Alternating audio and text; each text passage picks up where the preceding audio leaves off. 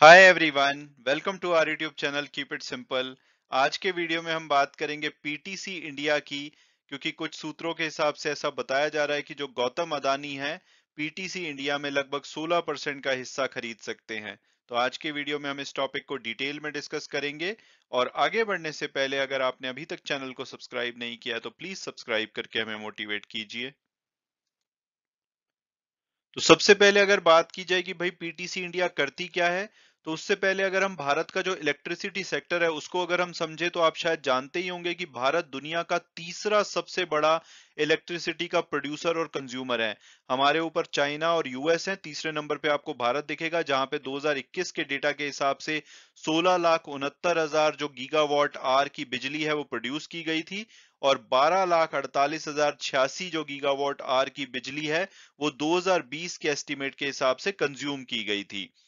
और अगर हम इंस्टॉल्ड कैपेसिटी की बात करें, यानी कि एक टाइम पे जो मैक्सिमम पावर जनरेशन की जो कैपेसिटी है, वो 1947 में जब हमारा देश आजाद हुआ था तो 1.3 गीगावाट थी, जहां से बढ़कर के 30 नवंबर 2022 को ये 409 गीगावाट हो चुकी है, जिसमें कि हम लगभग 58% के आसपास जो फॉसिल फ्यूल है, जैसे कोयला हो गया, गैस, डीजल, लिग्नाइट वगैरह से इलेक्ट्रिसिटी पैदा करते हैं। और बाकी की जो 42% के आसपास की बिजली है वो नॉन फॉसिल सोर्सेज जैसे कि पानी हो गया, विंड, सोलर और जो दूसरे रिन्यूएबल एनर्जी सोर्सेज होते हैं और न्यूक्लियर से पैदा करते हैं। और अगर हम पीटीसी इंडिया की बात करें तो इसको पहले power trading corporation of India limited के नाम से जाना जाता था।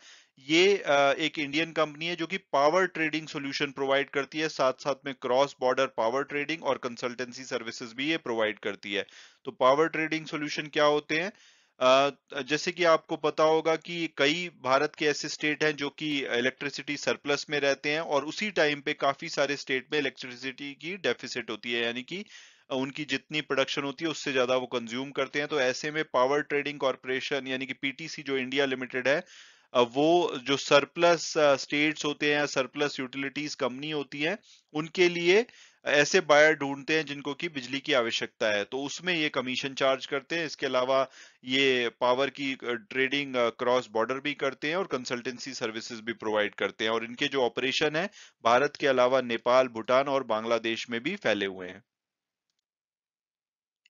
और अब अगर बात की जाए लेटेस्ट डेवलपमेंट की, तो अगर आप पीटीसी इंडिया का लेटेस्ट जो शेयर होल्डिंग पैटर्न है 30 सितंबर 2022 का उसको देखेंगे, तो इनके जो प्रमोटर हैं उनके पास 16.2% के आसपास का हिस्सा है। तो इनके प्रमोटर कौन है? इनके प्रमोटर हैं स्टेट ओन्ड कंपनीज जैसे कि national hydro electric power corporation NHPC, NTPC, power finance corporation और power grid corporation of India. ये चारों इनके प्रमोटर है, जिनके पास इंडिविजुअली 4.05% का हिस्सा, यानी कि टोटल मिलाकर के 16.2% के आसपास का हिस्सा ओन करते हैं। और ऐसा बताया जा रहा है कि इन्होंने एक एडवाइजर आईसीआईसीआई सिक्योरिटी को हायर किया है, और उनके द्वारा उनके साथ मिलकर के ये अपना हिस्सा बेचने की कोशिश कर रहे हैं।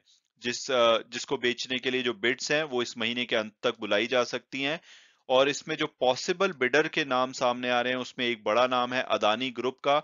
और ऐसा बताया जा रहा है कि अदानी ग्रुप जो इसकी प्रिलिमिनरी इंफॉर्मेशन है उसको रिव्यू कर रहे हैं। इसके अलावा सूत्रों ने यह भी बताया कि जो दूसरे इंडियन कंग्लोमरेट है यानी कि मल्टी इंडस्ट्री कंपनीज है, वो भी इनकी बिड्स को इवेलुएट कर रहे हैं। वो हो सकता है कि टाटा हो या कोई और बड़ा कंग्लोमरेट हो, लेकिन ऐसा बताया जा रहा है कि काफी सारी जो मल्टी इंडस्ट्री कंपनीज हैं वो इसमें इंटरेस्ट दिखा रही हैं। और अगर ये डील अदानी ग्रुप को मिलती है तो उनकी जो एनर्जी वैल्यू चेन जो भारत की है उसमें ऑलरेडी जो प्रेजेंस है उसको स्ट्रेंथन करने में हेल्प करेगी। आपको पता ही होगा कि जो भारत का एनर्जी सेक्टर है उसमें कोल माइनिंग और ट्रेडिंग बिजनेसेस के द्वारा अदानी एंटरप्राइजेस ऑलरेडी प्रेजेंस रखता है।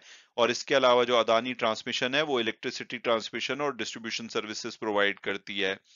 हालांकि जो डेलिब्रेशन है यानी कि डिस्कशंस वगैरह है वो अर्ली स्टेज पे है, और हो सकता है कि जब अल्टीमेटली बिड सबमिट की जाए उसमें अदानी बैकआउट कर ले, बट अभी के लिए माना जा रहा है कि एक पॉसिबल बिडर अदानी ग्रुप हो सकता है, और अगर ये जीत जाते हैं तो ये अपनी फर्दर स्ट्रेंथन करेंगे जो एनर्जी सेक्टर में प्रेजेंस है।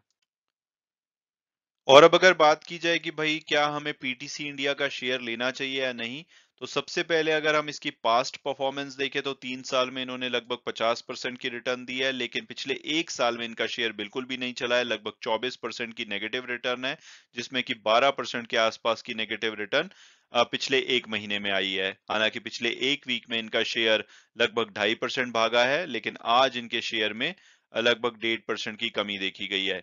इसके अलावा कंपनी बहुत ही अच्छा डिविडेंड पे करती है, लगभग 9% के आसपास की डिविडेंड यील्ड थी। पिछले साल इन्होंने लगभग ₹7.5 का डिविडेंड पे किया था, और ऑलरेडी इस साल में ये ₹5.80 का डिविडेंड अनाउंस कर चुके हैं, जो कि इनके शेयर होल्डर अप्रूव भी कर चुके हैं।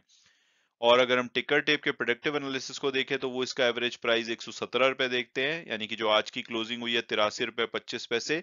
यहाँ से लगभग 40% की अपसाइड इसमें दिखाई देती है। और अगर ये न्यूज का इम्पैक्ट आता है, ऑलरेडी अगर नहीं आ चुका है, तो मंडे को इनका शेयर काफी भाग भी सकता है। तो आपको क्या इसका शेयर लेना चाहिए या नहीं? तो अभी इसका शेयर अंडर वैल्यूड है, तो अगर आपको इस सेक्टर में भरोसा है, इस कंपनी में भरोसा है, तो आप इनके शेयर को करंट प्राइस पे या किसी भी गिरावट में ले सकते हैं। और अगर अदानी या कोई बड़ी इंडियन जो कंग्लोमरेट है वो इसमें हिस्सा खरीदती है, तो आई थिंक कंपनी के लिए पॉजिटिव होना चाहिए। अदरवाइज एक स्मॉल स्केल की कंपनी है, 2464 करोड़ का मार्केट कैपिटलाइजेशन है, पी रेशो 5.52 की है, जो कि अच्छी कही जा सकती है। पीबी रेशो भी काफी अच्छी है। रिटर्न ऑन इक्विटी लगभग 11% की है, और एक प्रॉफिटेबल कंपनी है। और इनका जो नेट सेल्स थी पिछले फाइनेंशियल ईयर की, वो लगभग 17,000 करोड़ रुपए की थी।